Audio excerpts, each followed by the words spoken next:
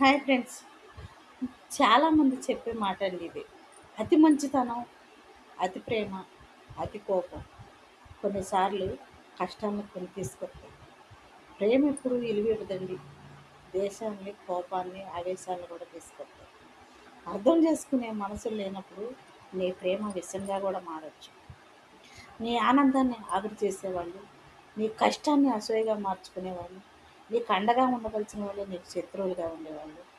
ఎప్పుడు కూడా ఫ్రెండ్స్ గమనిస్తూ పోవాలి అంటే జీవితం ఎప్పటికీ కూడా ముందుకు సాగదు. నువ్వేంటో తెలుసుకోవాలంటే నీకు నీవే సాటిగా ఉండాలి. నీ ప్రయాణంలో ఎవరు కూడా ఎదురు రారు ఫ్రెండ్స్.